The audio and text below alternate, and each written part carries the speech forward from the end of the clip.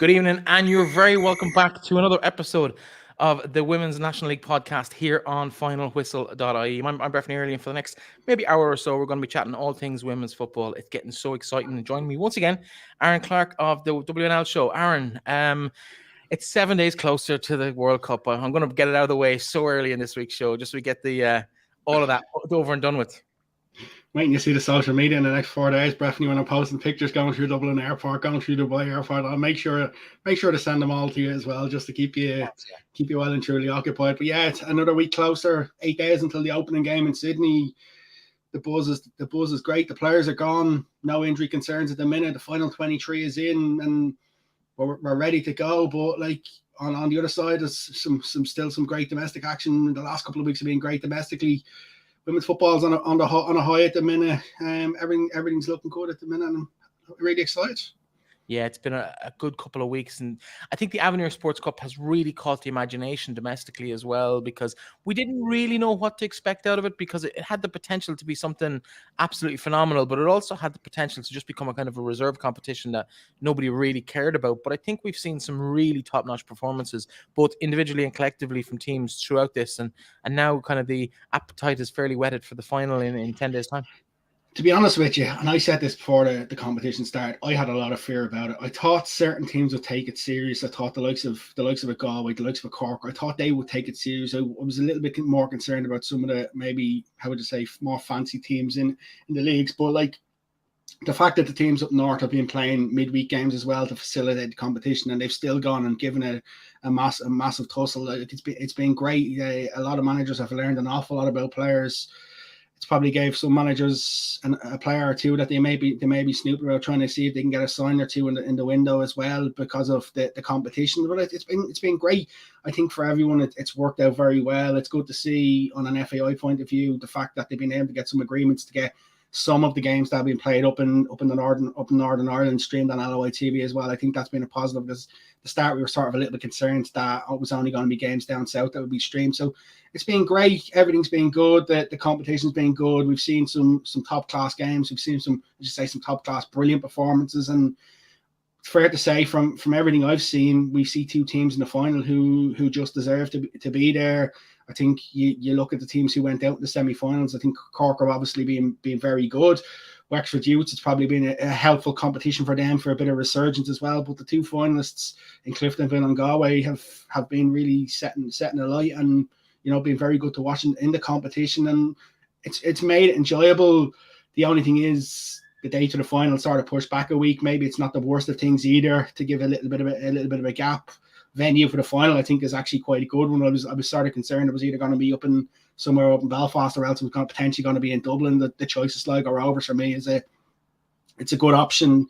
It gives both teams have to travel, but it's an equal enough venue. And yeah, it's really caught the eye, and I'm glad it has, Breifne. And I don't think it'll be here next year in the same format, but I do definitely think we'll have the competition again next year.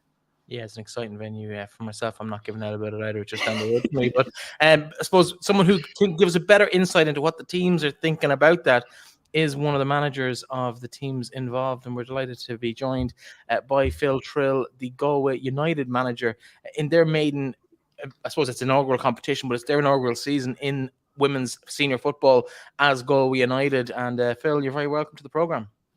Thanks, gents. Delighted to be on. Thanks for having me. You're more than welcome. And I suppose the showgrounds, as Aaron mentioned, is the venue for the game on Sunday week. It's a fairly auspicious venue. It's where we first met, of course, back in the women's under 17 days. I knew you remembered that. You've been thinking about it all day, I know. But, it's one of those places where it has that kind of small but nicely laid out format. It feels like a real football stadium with crowds on three sides, and it's just got the potential to be really, really big for what could be a really big night for your club. Would you expect a big turnout in the game? Yeah, well, I can't say too much nice about Sligo now, I suppose, being the Galway United manager, but the venue, not the club, if that makes sense. That's easier.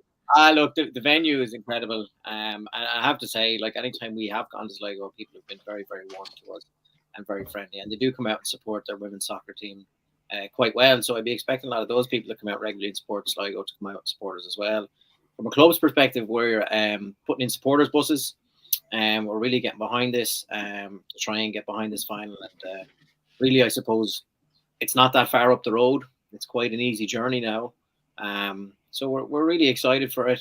Again, the pitch itself is fantastic, and the facility and access as well is really top class. So if I could have picked a location, bar Eamon DC Park, we could have been happy with this one, I'd say. I know we're going to spend a good bit of time on the likes of the final, but Phil, you just mentioned supporters buses.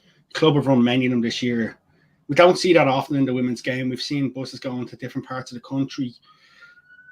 It must be nice when you see that sort of, the fans wanting the bus, the demand for the bus to be put on, plus the club actually putting the appetite to put that on. That must be, especially as a manager in this league, it must be good.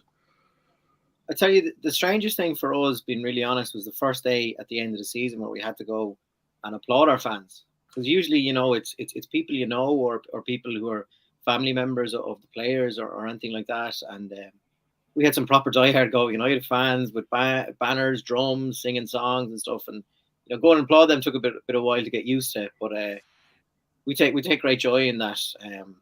It is a one club mentality, and people are coming out to support Go United. And I suppose that was part of Go United setting up a women's team, was to show that, and give the fans the opportunity to come and support both sides of the club. And look, it's a really good time, obviously, as well this year. I know you've mentioned about the World Cup already, but it's a really good time, and it's a really good time to finish the competition. So we're expecting a big crowd. We're expecting a big crowd from Galway, and again, as I've said before, it's a good chance to show that Galway is actually united, and there's a lot of people there to push up. Well, let's go back a few months, maybe 7 or 8 months or more, to the end of last season, and we saw kind of the writing on the wall, maybe a little bit for Galway WFC in terms of maybe the scalability of that project. I know there was trouble with the former CEO, Ruth Fahey. That didn't work out for, I suppose, financial reasons as much as anything else, and then the club were struggling just to pay the bills in a very public statement last season. And Galway United and themselves got together and they came up with this format. Talk to us, I suppose, as someone who was involved in Galway Women's FC, yourself, for 5 or 6 seasons, about that process from someone who was within it. Because we all kind of have our own opinions about how it went, and it's all been very positive. But from your point of view, what was it like being part of that and watching that journey to that one United club? I suppose just on that, Ruth Fahey. Ruth was exceptional when she was in. Had really good ideas and visions, and has now gone on to Colorado, I believe, and executing them there. But I suppose it was incredibly difficult. As part of the management staff, we had found out halfway through the season that it wasn't going to be feasible for this to attend, and then there was kind of, I suppose, a period of uncertainty and conversations that would have gone far above my head in terms of structural conversations with both board members of Galway United and Galway WFC. And I think that did lead to an awful lot of uncertainty, and it led to an awful lot of players looking elsewhere. It's widely noted that some of our players that played last season with Galway WFC didn't make the jump to Galway United.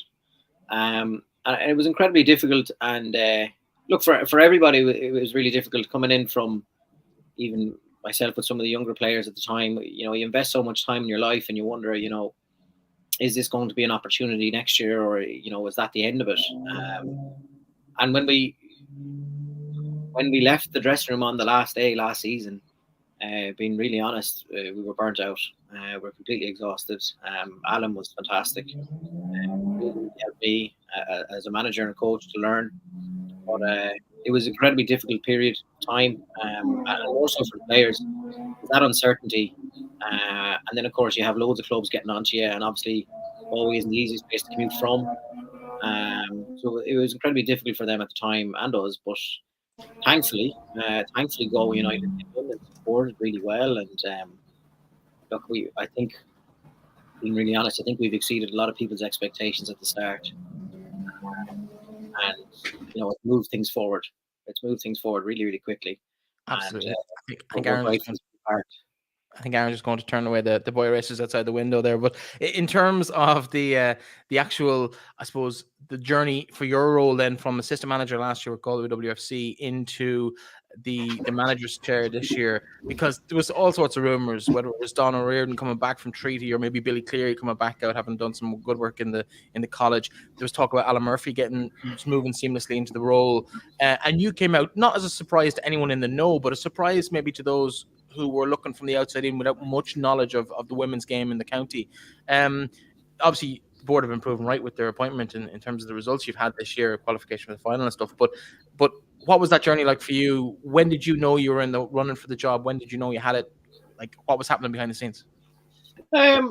To be fair, just on the three other gentlemen you mentioned, like, all have fantastic CVs and all have done really, really well, both in the men's game and the women's game. But I suppose for me, it was an application process. It was applied online, and I just followed the procedure. And then, like everything, I suppose you want to hear back yesterday about something you've applied for today. And especially, like, this has been my life for the past 4 or 5 years. I'm with my partner 7 years, and we've never gone somewhere sunny. So, it has been everything, and it was a good period, because the time between the application and, let's say, the interview, gave me a lot of time to think and reflect on, what I wanted Galway United to be, and what my vision was in terms of playing style, and refine that, and really, I suppose, look around and recruit people within mind that would fill and help develop this philosophy and push it on even further. So I think it was December. I think we hit the ground running, and I'll be really, really honest, I did not sleep a wink that night. I didn't sleep a wink after the job conversation. Yeah, when I got the job. Yeah. When I got the job, I didn't sleep a wink. I kind of thought, oh, what is this? This is a monster. Because, again, all due respect, Galway WFC was fantastic, but with Galway United, you're bringing the history of the whole club, and you're bringing the history that's come from Galway Rovers there as well, and you have the incredible opportunity to create new history by having a women's team. So, yeah, the first night was rough, and then I was so tired by the amount of work I was doing that I was sleeping like a baby. Talk to us a little bit about, because when you apply for this job, how much did you think your previous experiences in terms of what you'd done with the underage structures, bringing the success underage, how much did you think they'd read into it? Because obviously the one thing you need in a women's game is you need someone who's not just experienced at the top level, but also someone who can bring the next generation through. Yeah, so our academy is incredibly important. Probably because the player pool isn't there yet, and the market isn't there to just go out and buy a player or transfer. I think we've seen our first loan deal this week in the league. So I'll be honest, I didn't know what way the board were going to look at it, because it was, again, an entity I had been part of previously by coaching in the boys setup. But it was something that I was incredibly passionate about, and I knew myself that either it was going to work out and I was going to get the job, or I was going to take some time off and reflect and really make sure that I'm sounding myself around good people and learning and constantly developing. And this was the place I wanted to be when we started in 2017, even with the COE, the FAI. You're really young players that are now playing the league. We have a view and we have a vision, and it might be to hear a certain anthem in Terryland Park at some stage, in DC Park, but we want to really, really push this on. In terms of, I suppose, we talked about the World Cup, and I know we're jumping around here a little bit, but the World Cup, when we're looking at Galway players like Niamh Fahey, who would have lined out for Galway pre-WNL, pre-LOIWomen, she would have, I'm almost certain she was involved with that team that won the FAI Cup back in the mid-noughties as well. I think, I could be wrong in saying, but it's like 07 or 08 maybe. Yes. And even the likes of Heather Payne, who might necessarily play with Galway United or Galway WFC, but is from Ballinasloe, from the region. Now both of them lining out, and apologies if I've missed somebody, but them lining out now with an international team at a World Cup. Girls can really see that progression now, no matter what junior club they're with in Galway, to see, okay, well, I play for my local club, and then I might go to Emerging Talent, I might go to Galway United, and Ireland is a real prospect for a girl like me from this part of the world. How important is it for you to be part of that journey for a player from literally from grassroots to green shirts to Rob O'Connick rugby phrase? Yeah, look, it's incredible, and I think, to be fair, our club honoured the two ladies by getting them into DC Park for the Shelbourne game and respecting them. Even though they had never officially wore a Galway United jersey, they left the ground with one each, because I think it's so important to show that visibility for young ladies that these people can do that, and they forge really difficult pathways, and hopefully the pathways and structures are in place now could help that happen sooner. In terms of some of the players we have within our squad, it baffles me, being really honest, it baffles me how their journey stops at under 19 international level.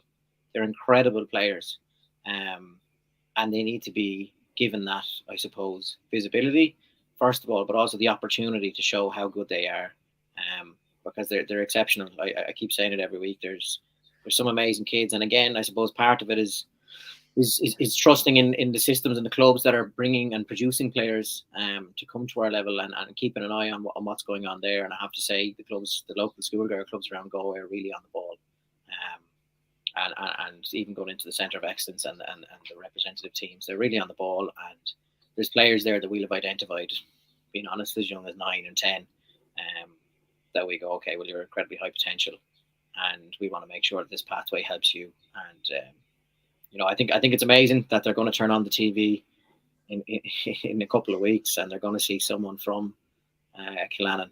They're going to see someone from Ballinasloe and Killannon. There's definitely something good in the water there with Trace Kenevi and Fahey coming from there as well. So look, it's really positive. It's really inspiring.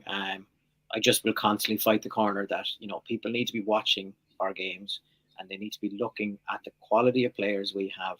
We have players in our squad right now that have the potential to be senior international footballers. They just need a chance. I do want to pick up on something, Breifne. I think I'll do it now rather than later, just because, as Phil said, it was something I actually wanted to ask the question of. It's a two-pronged question for you, and Breifne, I'd like your opinion on it as well. You talked about finishing it under 19 football. For me, I think the fact that Ireland doesn't have an under 23s team is absolutely criminal. I think it's one of the reasons why we're losing so many players to other sports, to other entities, because that opportunity there, players they don't see a progression if you don't get into senior at such a young age, bar the one or two. Secondly, is that something you'd like to see as a legacy from the World Cup, Phil? And also, there's a lot of talk now about maybe bringing in something as young as an under 15s women's national league age bracket. Would you be in favour of something like that as a legacy to help grow even further, to grow the player pool? Can we bring in both? I would prefer both. Well, I'm actually. Oh, sorry. Go on, Phil. Apologies. Oh no, you're fine. No. You're the guest. You're the guest.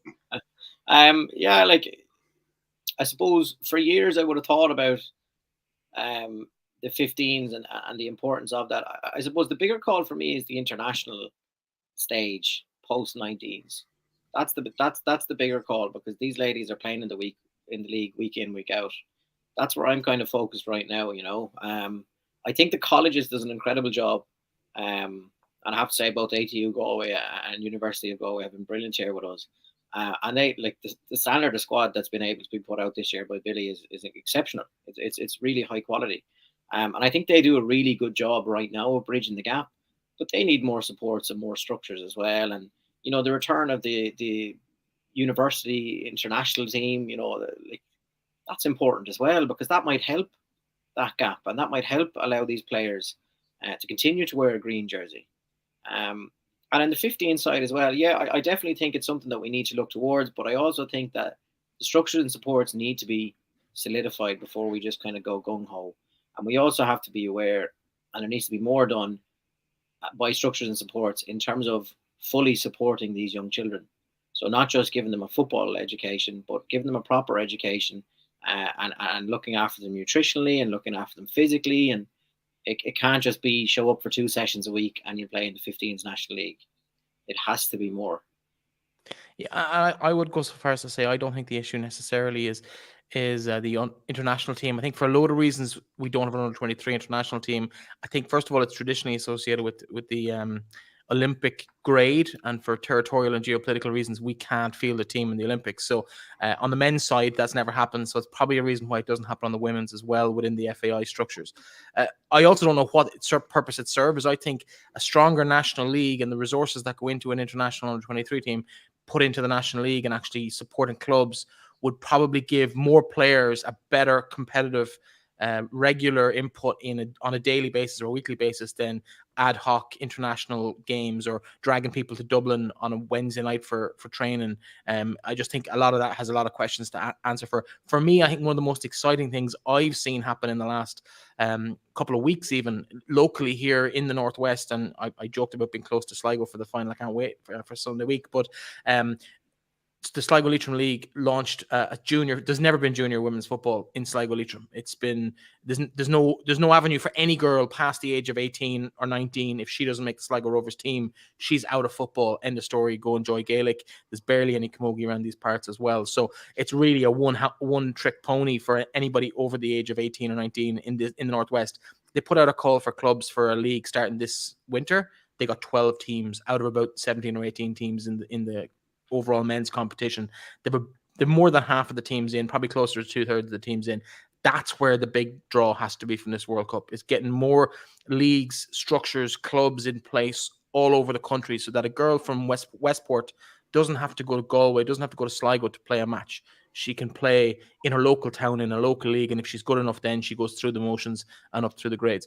I think that's the exciting thing that comes out of this, is more girls playing at grassroots level. We put more in the top of the funnel, we're going to get better quality out. And you only have to look at the quality of players coming out of the under-17 grade. And Phil, I know you've been involved in this hugely since the start of the whole women's football under-17 grade in 2018. You were the manager of Galway United. You won that league the first year. We won't talk about how the post saved you in the last game of the season, but that's a different story. Or the last game of the regular season, at least. I still haven't got that chip off my shoulder. But it's one of those things where you look at the increase in the quality of those girls you mentioned, the Anna Fahey's, Trace Knievy, they both played in that grade. Them versus the girls 5 years older than them, there's a huge gap in technical ability. Okay, they mightn't quite have the strength in some places, but they've got the technical ability down. The girls coming 5 years behind them are even better. And the girls, and it's scary how good some of these girls at 15, 16, 17s, 18s are compared to maybe when I was coaching properly 15 years ago. The technical ability, as good as those girls were back then, I don't think some of those girls will get a look in now. Yeah. Well, look, I think that's. Yeah, I do think you have a fair point. In some instances, in terms of the support and the coaching support that's been put in to the younger ages, and it would be, I suppose, I couldn't see it going the opposite way. Like if the National League came in and we produced poorer players, we'd have severe questions. If the National League underage came in and we produced poorer players, we'd have severe questions about the quality of people working within the game. And I have to say, like in our club, in the underage, and in many other clubs that I've been fortunate enough to converse with, like the quality of coaches that we're getting in is really, really high. And like as you said, the quality of players we're producing is really, really high. And you just have to look then as to how that feeds in. The games are far more competitive. There's there shouldn't really be any like 13, 14 nils that there were in the first year. And there's more of an even balance pool put about it. And you know, a rising tide lifts all boats. 100%. The good thing for me, the biggest thing now is that, like, I know you're talking a lot about underage football, but when you're seeing players now, younger players willing to go to other National League clubs to play football, I think that's the tide as well starting to turn, because for a long time players were just happy to sit at clubs because their friends were there and things like that. I think we're starting to gradually break that mold. It's still going to take a bit of time. But like you look at, from a Galway point of view, like you just look at when they beat Peamount a couple of years ago, Galway WFC, you look at the players who played that day. They had an under-19 final the next day, and they went out and denied Peamount the league title, where probably was one of their performances of the year. And like you just even look at that sort of squad, the likes of your Abby Callanans. For me, I think last year with the likes of Edgy, I know she was doing it, the likes of her leaving cert, it was one of the rising tides of the player. And like I think for you, Phil, having watched players like that, what's it like when you watch the youngsters from when you first were coaching the 17s a couple of years ago to seeing so many of them playing senior football? There's a great sense of pride, being honest, because it means that we helped in 1%. It might only be 1%, but at least being there, it helped. Now, for saying that, we've been fortunate enough, but for every player you bring through, there's always one that doesn't make it. And you know, it's making sure that they're still involved in football, as you said, Breifne, with the inclusion of the junior league. That's really important as well. And we've had players go back to Southall Devon in Galway, and they might go to Cork Rangers, and they might go to Moore or anything like that, and that's really important as well, that you try and help instill the love of football with them. But we do take tremendous pride as a staff and as a group, and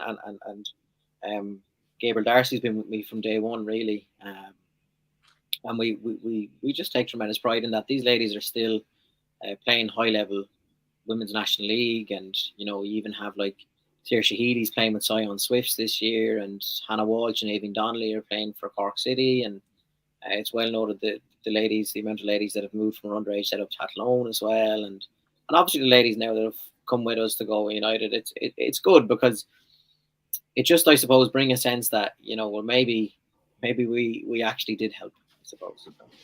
Got to follow up on that. Just a quick one on that. What'll it be like? Because there's no doubt there's many of them players who have the potential to go and play senior football for Ireland. What'll it be like when the first one makes a debut for you? Yeah, hopefully I'll take a night off training so I can go watch it. That'll be the first thing. Look, they're coming. But again, they just need to be given the chance. Like, the kids we have are incredible. And I say kids, and then we have our captain, Lindsay McKee, who's exceptional. I could spend another hour talking to you about her. We just have such a good group, and it's limitless, really, the potential that they have. Like, some of the ladies hadn't played really in the positions they're playing in, but also hadn't really played. They'd played maybe less than 100 minutes in the league, or 200 minutes. And for example, Eve Dawson there is on the cover art, I think, of the League of Ireland piece. And she'd only played a small bit. And to be fair to Alan, he brought her in last year and slowly started to drip feed her in. But she's just an example of a young kid. It's been exceptional for us. And honestly, like, we're that second youngest or third youngest in the league now, I think. And there's so many of them. And I'll be really frank in that there's so many of them we still haven't even got onto the pitch yet. And they're so exciting, like so exciting.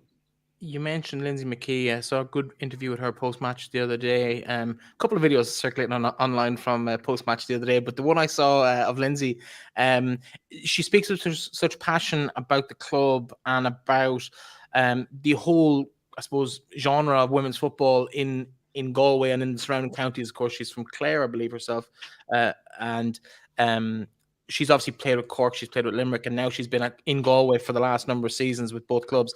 But just the feeling that you get that this means something nearly more to her than the younger girls who kind of think this might come along every year. She's been there, she's been that soldier for so long, and now she's getting that little bit of a reward to play in a cup final for Galway United.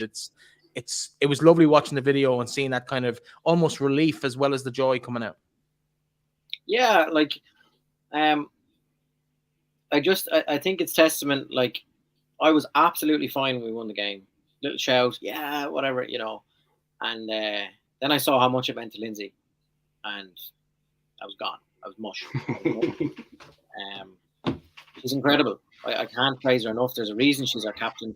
She has given so much of her life, and I'm saying, I've given 6 or 7 years. She's given double that.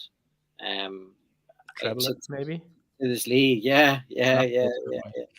To this league, and really deserves the kudos, because it's not easy traveling however many nights a week up and down for a long amount of time, and continue to have that spark and that leadership quality that she's really grown into this year.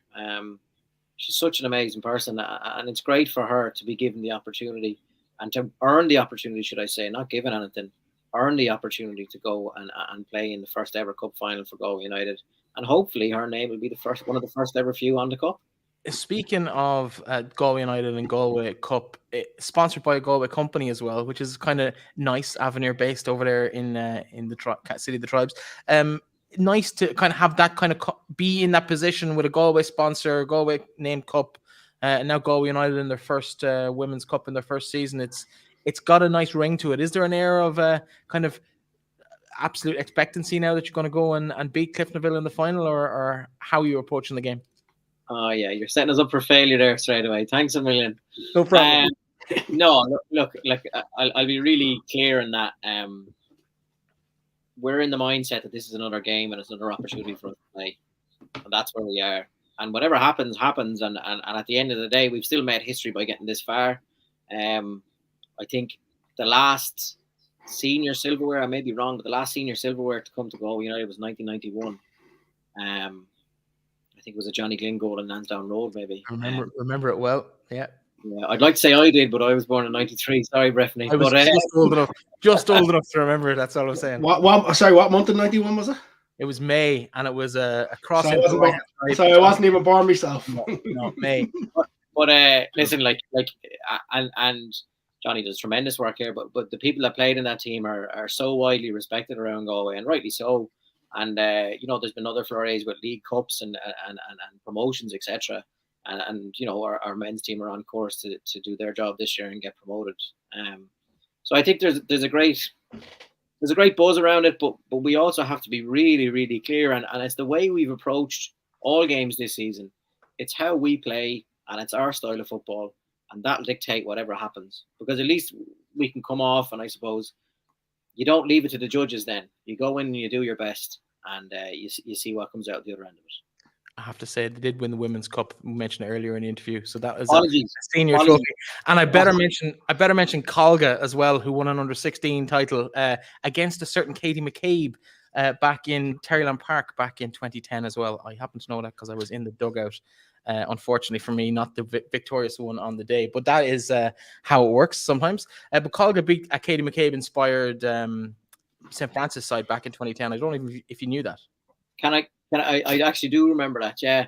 But can I just jump in there, and I will be in big trouble if I don't say Teresa Keane or Teresa Fahey.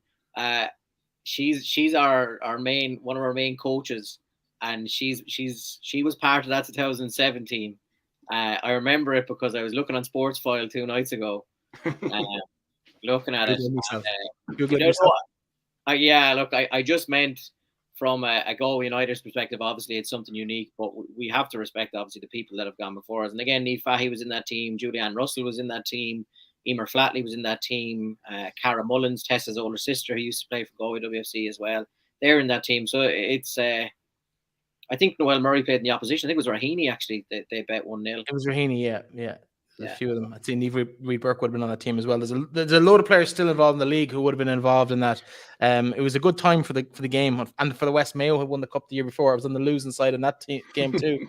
So does a trend. Hopefully, there's a bit of a trend there, Brian, for you in there. Yeah, it is big time. 15 years ago, was it? Pardon? You said you stopped coaching 15 years ago. No, 15, 10 years ago. I just need to go back to Lindsay McKee because I can't not.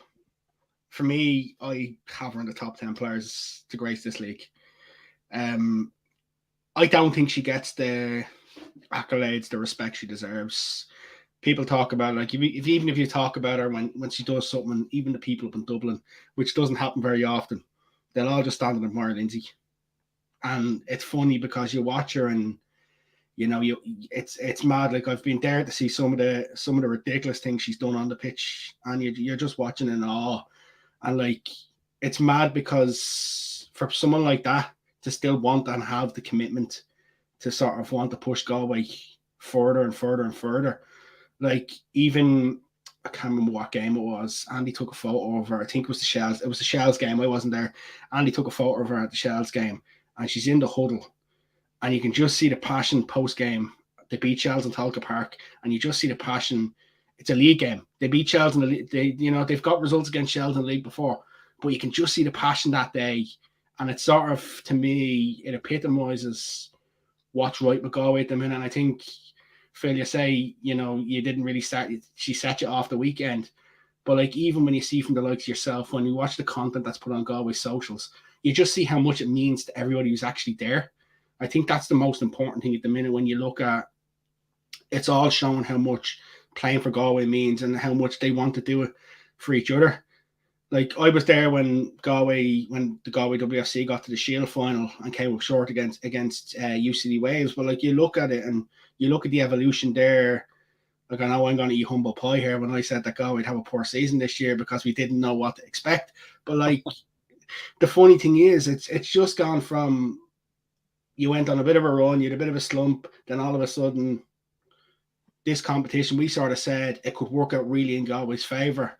And it's amazing to see how much your players have sort of taken to this as the idea of a new competition. And I think it's a testament to the coaching staff as well, for the fact of, because it's an easy one for players to switch off and be like, I'm in holiday mode, of a long break after. Like, and how have you managed to keep them focused for this competition? The 3 losses hurt. They really hurt.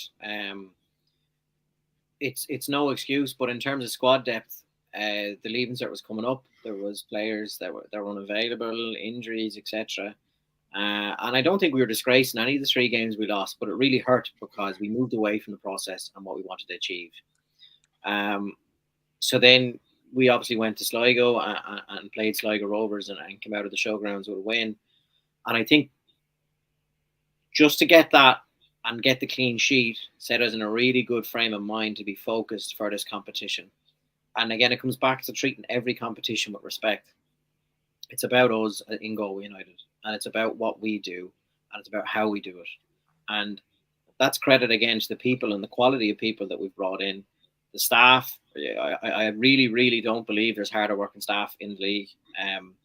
We train 3 nights a week. We've done over 285 contact hours this year since the 7th of January, if you exclude travel. Just genuinely being there with the players. And that's it, really. And we empower people's voices, and we empower the players' voices, and we want their feedback, and it's about them. It is really about them. And once I think the players realize that it wasn't just a cliche, that it was actually about them, well, then I think now they've taken over. They've taken over. All our job is to do is support them now, and continue to challenge them. But they're incredible. They're exceptional people. The quality that we've brought in from outside. I remember you saying, to be fair, in the off season when we signed Gemma McGuinness, the impact that she's had has been incredible. Ultimate professional, looks after herself incredibly well as an athlete. And that's just picking on Gemma, for example. We've signed really well. Obviously, Jamie Eriksson came back in. Izzy Belicic is incredible. Jess Berlin is incredible. And they've added to the incredible group that we've had, a lot of them from underage, and they understand how we want to play football. Those kids had that from the age of 14, 15, 16. They understand how to play and problem solve. And we've added good players in that regard as well. But when I say it's down to leaders, Lindsay obviously is our captain, and Trace and Jenna are co-captains. And I think from Jenna at the weekend, in terms of she's passionate. Lindsay's obviously passionate, and Trace wears her heart on her sleeve. Yeah. Trace will do anything for Galway. She's an incredible person. For anyone who's been living under a rock, go check out Galway United socials from last weekend. There's an interesting video, post-match huddle. Language needs to be maybe not safe for work if you've got speakers, but other than that, the passion comes through, and it's absolutely a fantastic look inside what it is to win at this level. Another player who's joined you this year, you haven't mentioned her yet. She just come in recently in the transfer window, is the return of Aisling Meany, of course, just back from the States on a master's scholarship over there to do obviously to play another year of football, but also for her studies. And we saw what she was capable of in a mediocre to poor treaty team last year in terms of the impact she made down there. Coming into a team that's brimming with confidence, I'd expect her to be a huge weapon that you'd have this year going forward to kind of open teams up and maybe be that kind of creative player in the middle of the field as well, or up front. Yeah, look, Ash played really well on Saturday, first of all. Played really, really well. And I think that's, again, testament is our strength and depth. Ash has come in. She's trained for the last 6 weeks. Because of the change status of the league, we had to wait until the 1st of July to sign her. So then there was no, I suppose, misgivings in that she came in and played, because she's been training for 6 weeks. She's been training as hard as anybody else. Offers that extra bit of quality in terms of we've so many forwards now. And I think you would have seen it. I don't think we've named the same 11 consistently in any game because we like to rotate and give people chances and give people opportunities. And she definitely adds to us. We've 1 or 2 up our sleeve as well for this window as well that I can't reveal yet. But, no? Which? Can you not give us an exclusive, no? Can we guess?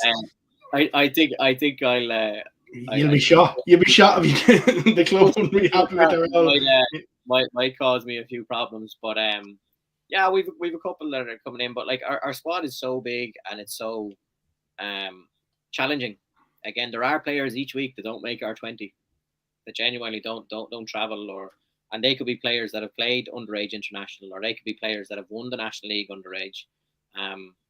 Is that a difficult situation to deal with as a manager, particularly as a first-time senior manager, with the politics and the upset when that sort of stuff happens? It's tough enough to deal with that. Yeah, it's the worst part of my job. Honestly, it's the worst part of my job. It's the hardest part, and picking the team as well is incredibly difficult. I mean, really, really difficult this year. Each week, it's the hardest part. But I suppose it's why I'm in the role and speaking to players and saying, look, this is why this decision has been made, or we do have an open door policy on Monday. You can come and talk if there's anything affecting you or any issues. Come and talk to us on Monday. But it's the hardest part. It's the hardest part. It takes me a day. We do it on Thursday night. We name our team. We name our squad then on the Friday. But it honestly takes me a day where I have to go and kind of just chill out and wind down, and because it is difficult, because some of these people that you aren't bringing might be the kids that you brought into the National League football at 14. And that's the real difficult part, because our success underage was based on something similar, in that we were all together, we're a family, we're all, our cultural values were quite strong and we played a certain way. But those are the difficult decisions, eh? Talk to us about like your process in making them sort of decisions, because it's a difficult one in the sense to balance, how would you say, keeping people happy and maybe picking the best 20 or the best 11. How do you go about it, like as a manager? Because you often hear people sometimes say, oh, certain managers have their favorites, certain managers have the go-to players. When you've got competitiveness and things like that in your squad, how do you actually go about picking your 20? Like, would you have an idea early in the week and then it may change your training, or how long do you spend over deliberation with your coaches?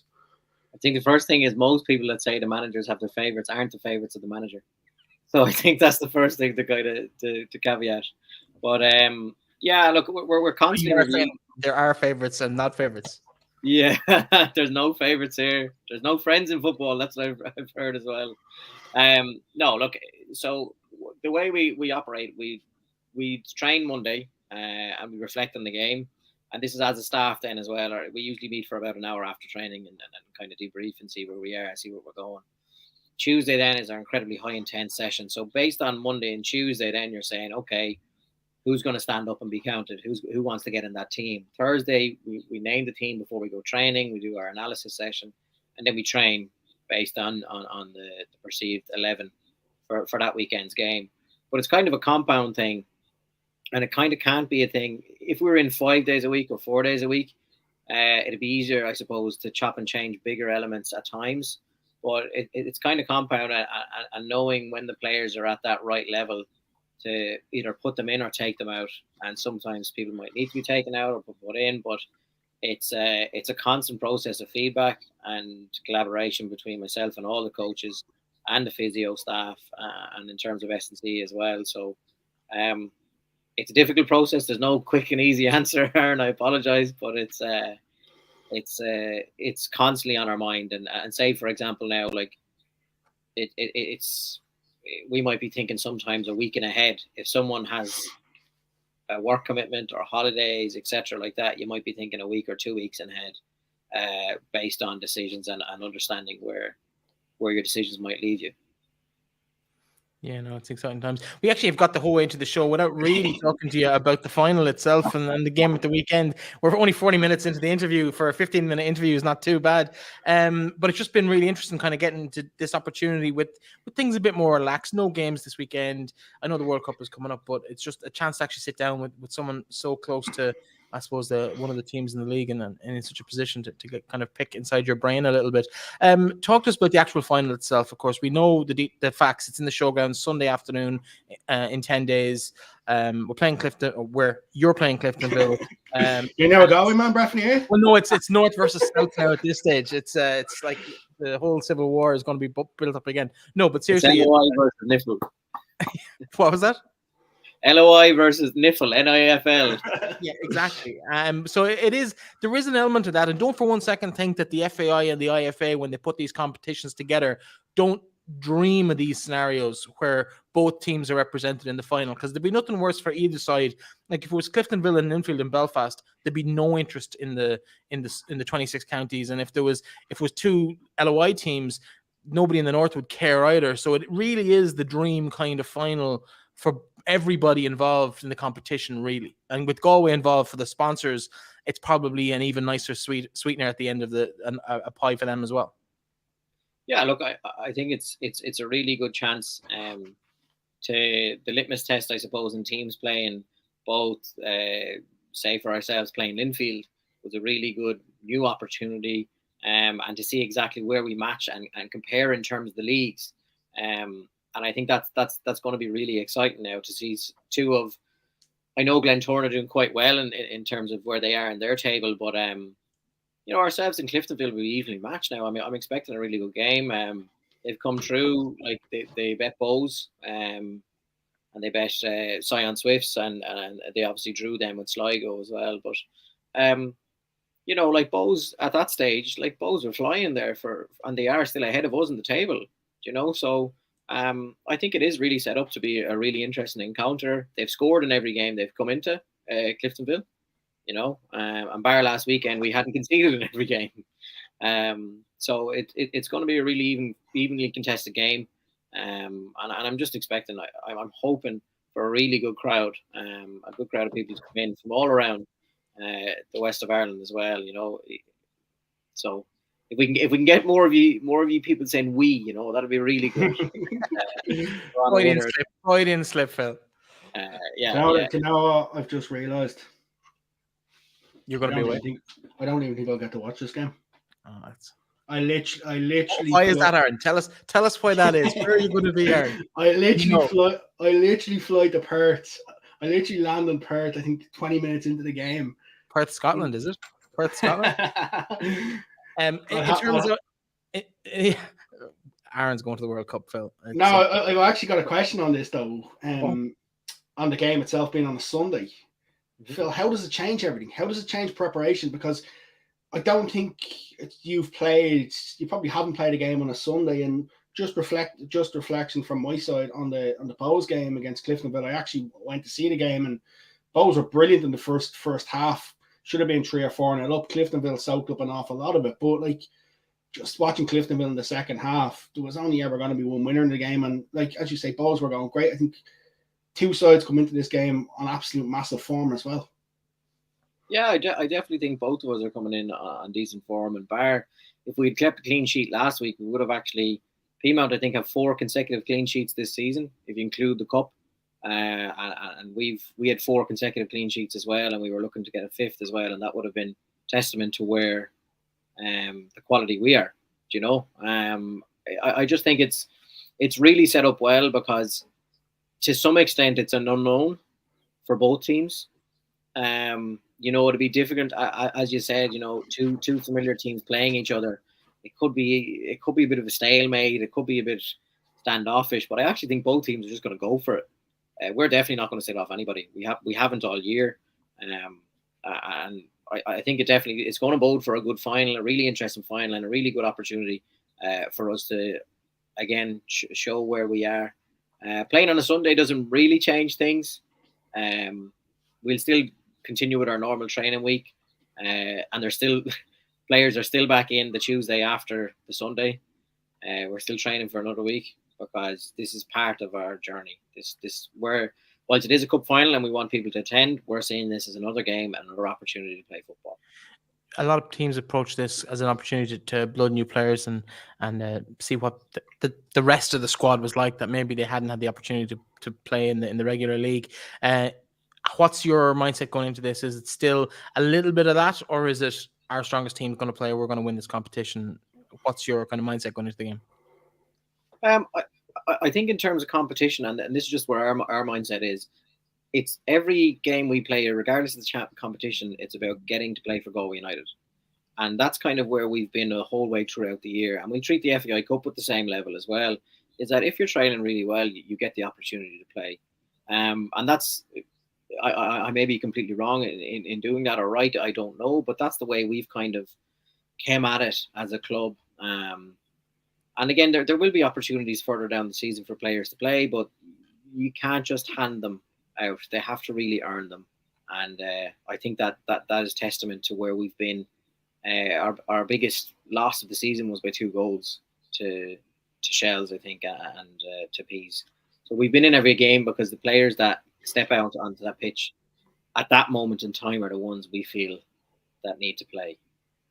Yeah, listen, we're going to have to let you go because we literally ran out of time about 20 minutes ago, Phil. I think you've broken all records for the longest interview we've had on the show, but I've really enjoyed chatting to you and kind of going deep into everything that's going on in Galway United over the last 8 to 9 months effectively, but really over the last decade or so, as the growth of women's football in the region has kind of come to fruition now as one unified club. And it's really good to see all the positives that are coming out of Galway.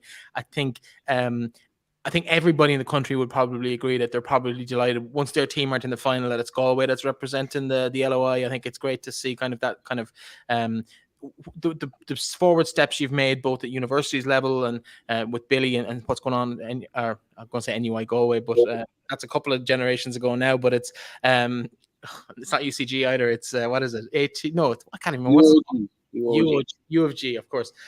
So it's they change every week. It's hard to keep track of all of these things. But to see the progress that's been made, and with 2 Galway girls at the World Cup as well as part of that 23, and I think it's really positive times. And win, lose or draw, I think it's been a good season so far. I think we're going to see some surprises from you before the end of the year. Could you end up with 2 cups? Maybe. Could there be a league title challenge in there? Maybe it's a little bit late. It's a bit of a short season, but it's been really, really good. And I think the expectation at the start of the season, you've surpassed all of that. So congratulations to everything you've achieved so far. Best of luck in the final on Sunday week, and I'm sure we'll be chatting to you again soon. Thanks, gents. Thank you very much. Very kind. Thank you. Phil Trill there.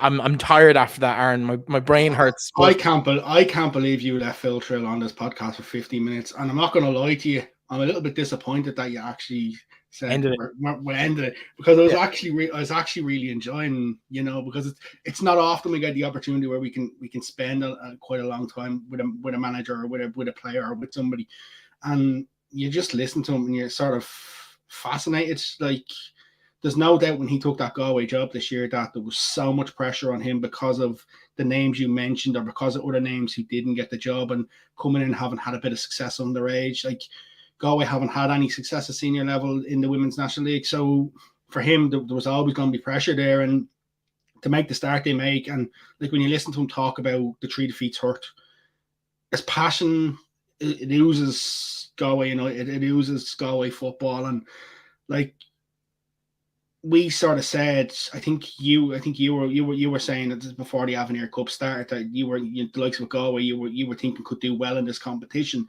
And like, the one came away from winning a first senior trophy since the Women's National League started. Yes, although the Galway teams have won FAI Cups previously, and like, yes, it's a cross-border competition that's a sort of a stopgap between the season. But the first one is always the biggest hurdle to get over. Like we've seen with Athlone winning the President's Cup after losing the Cup final last year. It's always the first one is the hardest, and the squad he's got there, it'd be massive for him.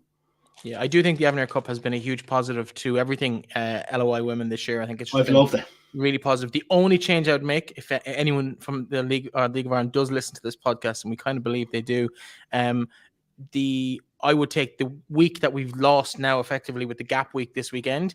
I'd fill that. I'd add in quarterfinals. I think if you take 2 teams out of each group, it just makes that competition almost perfect. I think it's a really nice thing. I'd also, if possible, maybe add in the remaining teams from the north. Although that's for me, it has to. If this competition has to go on, unless we segregate the National League and have less teams from the National League in, we have to have every team from both competition, and we can't have half of one. And what I would do, Breifne, to sort of even to make it even easier is if you went to, if we only have 11 teams in the National League next year, again, you go seven groups of 3, you play 2 games, then you look at even then you could go into a last 16, or you could go straight into a quarter final with the 7 group winners and the best one runner up.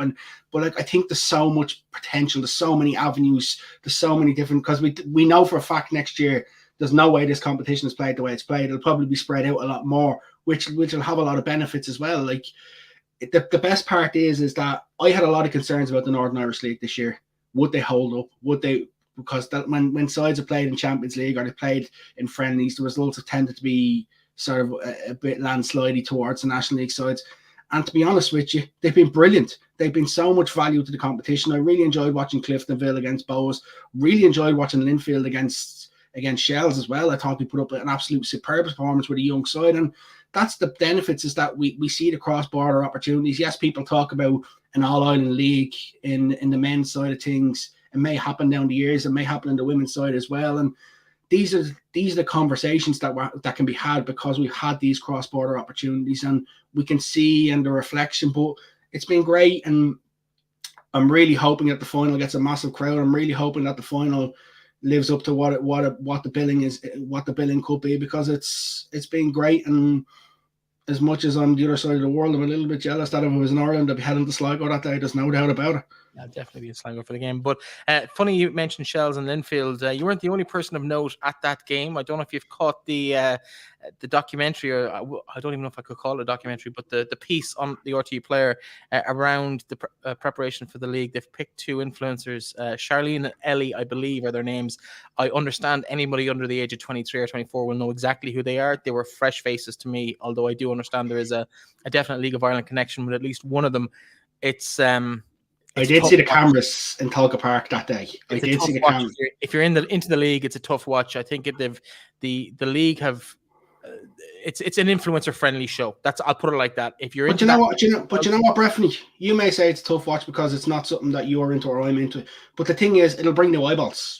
That's 100%. The thing. It'll bring new eyeballs for the people who are in. Like, I know they were at the pre-match press conference for the Zambia game as well, and they asked Chloe Mustaki a question as well, as far as I'm aware. But like, this is our thing, and the thing is, that the minute is the best part of it. To be honest, the question they asked was actually probably the best part of it. I just found it very inauthentic, and I'm not a big fan of inauthentic, unfortunately. But it will bring in eyeballs. It'll bring in their audience, that kind of young female audience, and that can't be a bad thing.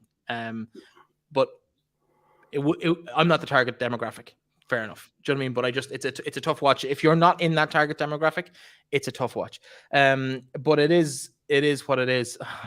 I'm trying not to get myself in too much trouble or get too much hate online when I say that. Listen, you know what? If they give you the hate, if they give it you deserve it. No, I probably do deserve it, but it is what it is. In terms of, I just feel the league is beginning to stand on its own 2 feet. It's now a professional league. There's big investment going in certain clubs. There's a lot of time and effort from volunteers and players and parents to make sure that these league games go ahead. The crowds are beginning to grow. It's beginning to get that bit more credibility. We've 2 players from the league going to the World Cup. We could argue that there's 5 or 6 more. There was a photo of 12. Well, there's a photo of 12 players, including Jamie Finn, so 11, but then you could also throw in a couple of others who aren't in that photograph. Funny to hear Phil talk about Galway United jerseys being given to the 2 Galway girls. They weren't wearing them in that photo. One of them wasn't even in the photo. The thing is that they didn't play for the clubs anywhere. They all play for the clubs. I get it. But it's just, for me, they're the role models we should be putting forward. But the difference is, Breifne, I'll play a bit of devil's advocate here, and I have a younger sister who TikTok and all that is the big thing these days. And like, these sort of influencers have massive reach and following, and like, I think there's so much that the League of Ireland have done great things. The FAI have done brilliant things with the league, but the problem is we need more stakeholders. For me, we need more stakeholders. We need, and not even just from people like influencers, things like that, from government. We need so much more to help us drive to the next phase. And like, I really think that yeah, if they bring a couple of extra eyeballs, I think it's great. And you know, I may not like it. I may not like it when I watch it, but you know what? I'll appreciate the fact that it gives more support, more coverage to the league. And I think we'd probably be a little bit remiss if we didn't also mention the fact that RTE announced that Ross Whittaker is going to have a documentary on the Irish women's team the day before the first game of the World Cup on the whole build up and how they qualified and stuff like this. There'll be interviews from Vera, Katie, and some of the squad. And if anybody's seen Ross Whittaker's work, he done the Katie Taylor documentary, done the one on Rachel Blackmore as well. Absolutely superb director. And like the great thing is we're talking about things being done, Breifne, now. We're not talking about a couple of years ago. Things were never being done. That's the best part of it. I think we're on the same side of the argument. I can't wait for that Ross Whittaker documentary. I just think, and to go back to the point of the platform that the two girls, it's not a criticism of them at all. They do what they do. Best of luck to them. I don't begrudge anybody anything, any bit of fame or any bit of work they can get. Fair play to you. But we have 11 teams of our own with 15 to 20 to 25 players in these squads. There's at least half a dozen phenomenal stories in every single one of those dressing rooms. We've got 50 or 60 girls around the league who could very easily have fronted that kind of a program. Those people have that voice and that platform because they get opportunities like this. Give it to the girls in the league is all I'm trying to say. On that, we'll probably wrap it up before we have a row. But listen, just want to thank so much Phil Trill for joining us. He was so generous with his time and so honest and authentic with his answers. And it's great to kind of see what goes into the mindset of a coach in the league. I know we have a lot of them on from time to time, but sometimes there's so much happening around a given game week that we just don't have the time to go into a deep depth. We hadn't actually prepped that with Phil. I think we were probably expecting, both sides were expecting about 15 minutes. It ended up being closer to 45 minutes. We do appreciate him giving up his time like that. I had a whole lot of stuff planned in terms of going through the World Cup squad again. We've done it before. We're not going to do it again. The only fixture that matters for the next 2 weeks outside of the World Cup, which you're going to be so sick of, which is phenomenal, is of course that Avenir Sports Cup Final. That game fixed today for next Sunday week, the 23rd of July at 3 p.m. in the showgrounds in Sligo. Can't wait. It's right on my doorstep, so I'm looking forward to that game. It's going to be an absolute cracker. Do make an effort. If there's a young football mad girl in your life and she enjoys the Australia game when she watches it, why not make a little bit of a road trip down to Sligo and watch a cup final here on our own doorstep with some phenomenal players involved as well. And of course, you'll get to chat to Phil afterwards. If you hang around, he might even sign an autograph or two alongside the girls. I'm not sure if that's his thing, but we might have to get him back to see if he does that sort of stuff post game. I know the players are very fond of doing it. But Aaron, next time we talk to you, you're probably going to be on the other side of the planet. We do have a program lined out through the World Cup to try and cover the Ireland team in detail. We'll have shows regularly through not regularly. They're going to be a bit ad hoc around fixtures and around your travel plans and all that sort of stuff. So we will be on much more often than we have been. So it won't be a weekly, maybe twice or three times a week over the next 3 to 4 weeks. So it's exciting times for you, exciting times for the show, and exciting times for the game in the country as well, Aaron. Absolutely, can't wait. Start with a big couple of weeks, and you know, the buzz has started. You're seeing the people already starting to make the travels over. Seeing fans starting to go already. A little bit envious of the ones who have gone already. I'm not going to lie, but looking forward to heading out Sunday. Not as much as you're at least getting to go. We're not going at all. Aaron, on that note, we're going to leave it there. Thanks very much for joining us. You can, of course, listen back to the show on all the usual Spotify, Apple Podcasts, wherever you get your podcasts, but also on our YouTube channels at Final Whistle IE. You'll get all of us at the WNL show for Aaron for all his stuff through the World Cup as well. He's going to be there. He's going to be reporting back for us as well as his own platform. We will chat to you from the other side of the world in a couple of days, Aaron.